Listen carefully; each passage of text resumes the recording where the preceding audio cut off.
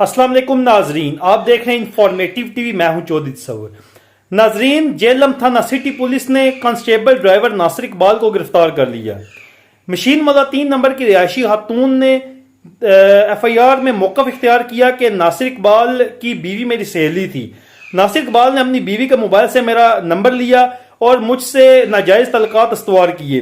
1.5 سال مجھ سے مبینہ زیادتی کرتا رہا۔